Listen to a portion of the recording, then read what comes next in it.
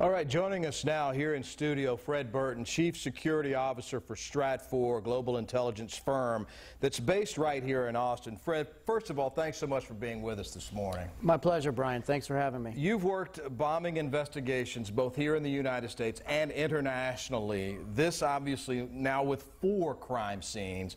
This investigation gets bigger and bigger. How hard is it to hone in on the person responsible for these bombings at this point? Well, first, Brian, I'm not surprised. Bombers like to make devices in groups, so as we chatted about last time, we will see more bombings until APD and the federal authorities hunt this individual down. Now, on a positive note, more bombings do give you more forensic evidence, and it's been my experience in working these kinds of cases that the forensics will ultimately lead to the apprehension of the bomber. The first 3 bombings happened on the east side of town, on the east side of I-35, this in southwest Austin.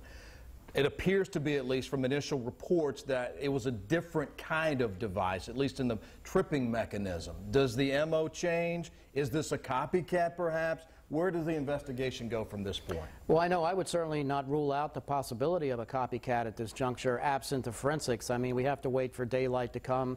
You have to give APD the opportunity to sweep the neighborhood to see if there's any more devices.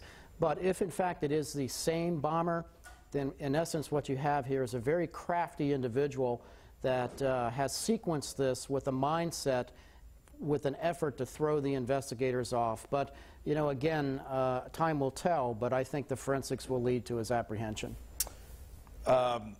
Tripwire has been named. You just heard Interim Chief Manley say that about the way this bomb was perhaps detonated. Can you explain to our viewers how that would differ from, say, a package bomb someone physically picks up and moves? Correct. Provided we are dealing with the same bomber, Brian, the first 3 was in all probability a mercury or a trembler switch. That's where you pick the package up. When you turn it, it detonates. In this case, with a tripwire, that would be like a piece of wire or a piece of string or maybe a piece of fishing line that has been used that you would run into and pull the device. It would set off the actual firing train.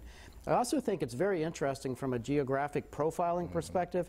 If you look at a map at the sequence of these events, it appears that the bomber, if it's the same person, is looping around the city. So you can almost project from a surveillance perspective as to where he might likely strike again. And it is a he, and it is a person that's in our community. This person knows Austin. Do you feel like, again, to talk more about that specific area of this investigation, does it pertain to just one person? Does this seem like one person is doing this? I certainly would not rule out a wheelman or an accomplice in some capacity, but if you look back over the history of serial bombers, they're typically loners. They are typically psychiatric challenged in some capacity.